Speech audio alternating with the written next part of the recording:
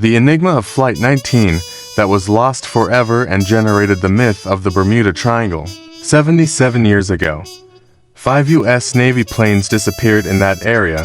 How were the last contacts with the control tower, and what explanations does science give about the mystery? Something is there, but no one knows what. Perhaps it's not the deep, unfathomable mystery that mythology, various tricksters, uncertainty, lack of certainties, doubts, theories about extraterrestrials, and magnetic holes have created around it. But something happens in that space called the Bermuda Triangle, because 7 decades after the incident that gave rise to its fame and legend, its geographic, and mystical name is synonymous with the strange, the unknown, the lost. No one knows what happened, or where that important book, or the keys, or the toilet paper went. They got lost 77 years ago. The Bermuda Triangle became famous. It was thanks to Flight 19, which was supposed to be routine, but was not. Nor was Flight 19 a common flight. It was a training mission carried out by 5 TBM Avenger torpedo bombers of the United States Navy. On the afternoon of December 5, 1945, 8 months after the end of World War II in Europe, and 3 months after Japan's surrender in the Pacific, the bomber squadron, commanded by Lieutenant Charles Carroll Taylor, took off from Fort Lauderdale, Florida, with a set route and a task to complete, to fly in a triangle. Oh irony, that would take them about 300 kilometers to the east, another 40 to the north, then a turn to the southwest, and back home. In between, they were to drop some bombs on some rocks that served as targets. Nothing out of the ordinary. At 2:02 p.m., the planes took off and immediately formed up at a speed of 300 kilometers per hour. At 3 p.m., Taylor reported that they had dropped their bombs over the reef. An hour and a half later, when everyone was supposed to be back home, Commander Taylor sent a strange radio message, calling tower. "This is an emergency. It seems we are off course. We cannot see land. Repeat, we cannot see land." When the control tower asked Taylor for his position, the response was synonymous with fatality. "We're not sure of our position. We can't be sure where we are. It seems we're lost." They had lost their way. The mission control on land instructed Taylor to turn west, and Taylor gave another strange response that would cement the myth of the Bermuda Triangle. "We don't know which direction is west. Everything is wrong. Strange. We can't be sure of any direction. Even the ocean doesn't look like it should." 15 minutes later, the control tower heard the crew members of the mission, one plane with 2 men and the rest with 3, talking among themselves. They learned that 2 pilots suggested turning west, convinced that would take them back to base. If they had followed that advice, they might have found land, but they obeyed the young Commander Taylor, who was 28. From the control tower, a pilot of the Avengers, Edward Powers, said, "I don't know where we are. I think we got lost after the last turn." Meanwhile, Taylor was reporting to the tower, "I'm trying to locate Fort Lauderdale. I'm over land. I'm sure we're over the Keys, but I don't know how far south we've strayed. I can't reach Fort Lauderdale." The squadron was apparently out of radar range, but some sporadic radio communications were possible. Taylor believed he was flying over the Florida Keys, a small chain of islands that extends to 100 kilometers south of the peninsula. However, it was impossible that, 40 minutes after dropping their bombs on target, the planes were flying over the area Taylor described.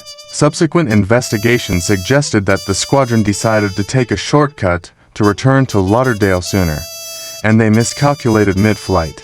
A ground radar read that the Avengers had flown over the island of Grand Bahamas, not the Keys. In sum, the 5 planes were in the Atlantic, east of the coast, while the squadron commander believed they were southeast of Fort Lauderdale. Everything was backwards. Soon after, Taylor indicated that he would take a heading of 030 degrees for 45 minutes before flying north in search of some certainty about their position. This decision would take them even farther from the coast and into the Atlantic. The commander then reported, "We'll fly heading 270 degrees until we find land or run out of fuel." Later he said, "I think we haven't flown enough time east. We should turn around and fly east again. Around 4:20 p.m., the last message from Flight 19 reached the tower. We're not sure where we are. About 225 miles northwest of the base. It seems like we are. Nothing more was ever known about them. Sea, air, and land were filled with rescue patrols. A Martin PBM Mariner seaplane with 13 men aboard took off from Fort Lauderdale to search for the lost squadron. 5 minutes later, it too vanished. It apparently exploded in the air. Throughout the night and the following morning, December 6th, 21 warships, including an aircraft carrier, 300 airplanes, and 12 ground crews searched for the lost men from both flights, the 14 pilots of Flight 19 and the 13 from the Mariner. No traces, no wreckage, not a single oil stain in the vastness of the sea. Clues were lacking and questions abundant. Why was there no SOS from Flight 19? How was it that no debris from the downed planes, 5 torpedo bombers and a seaplane, was recovered? Why didn't the seaplane attempt to land? Why did it explode in midair? What happened on that December 5, 1945? The Navy board that investigated not only the crash of the planes, but also their disappearance concluded, we are not in a position to even formulate a good guess about what happened.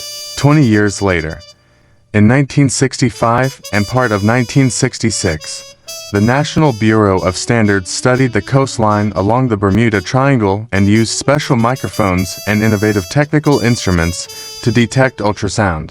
They heard some murmurs, but could not identify them. In 1967, the U.S. Navy invested $5 million at the time to record parts of the ocean floor with submarines, but found no traces of the lost planes. Thus, the myth of the Bermuda Triangle was born. Something is there, but no one knows what. The first mention was made in 1950 by journalist Edward Van Winkle Jones of the Associated Press, citing some lost ships in the Bahamas area. His article also discussed the disappearance of boats, airplanes, and small vessels, which he labeled as mysterious. In 1952, another journalist, George X Sand, wrote in Fate magazine that strange marine disappearances occurred in that area. In 1964, a sensationalist writer, Vincent Gaddis, coined the term Bermuda Triangle in an article for the magazine Argosy, a pulp magazine famous in the United States for low-quality, cheap science fiction stories. Sand published a book in 1965, Invisible Horizons, True Mysteries of the Sea, which included a chapter titled The Deadly Bermuda Triangle. This article set the boundaries of Miami, Puerto Rico, Bermuda, that all who later dealt with the mystery adhered to. The one who truly popularized it was Charles Berlitz, who turned it into a grand myth. He was a New York science fiction writer, with more fiction than science, who published the book The Bermuda Triangle in 1974, mixing Gaddis's texts with some other cases of ship disappearances in the area, adding a bit of history with falsehoods, inventions, and dubious recreations. He didn't care about the truth. He sold 20 million copies, which was what he wanted, and gave lectures pretending to be serious about his discovery. Today, he would be a leader on some social media. But Berlitz died in 2003. Whether a charlatan or not, he amplified the myth by including shipwrecks, sinkings, and disappearances of vessels that actually occurred in the vastness of the Atlantic, quite far from the Triangle. Of course, Berlitz covered Flight 19. He wasn't going to miss it. He distorted some important facts and omitted others that were significant. For example, he talked about a seasoned squadron of combat aviators who got lost on a sunny afternoon. That was not true.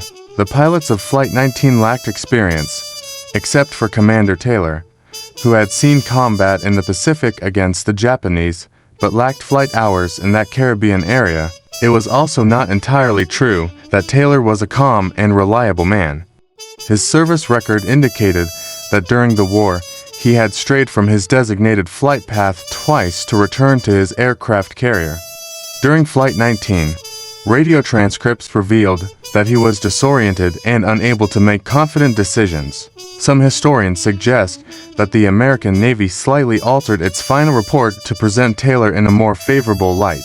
The most plausible explanation is that Taylor's planes ventured into the ocean while their pilots believed they were headed towards land, fell into the depths, far from the coast, and became untraceable. It is also likely that the Mariner seaplane exploded due to a fuel leak. Nonetheless, science suggests that certain parts of the oceans can produce chemical components that could affect humans to the point of losing their sense of orientation. Already in the 1970s, investigations by the Max Planck Institute in Germany had detected and revealed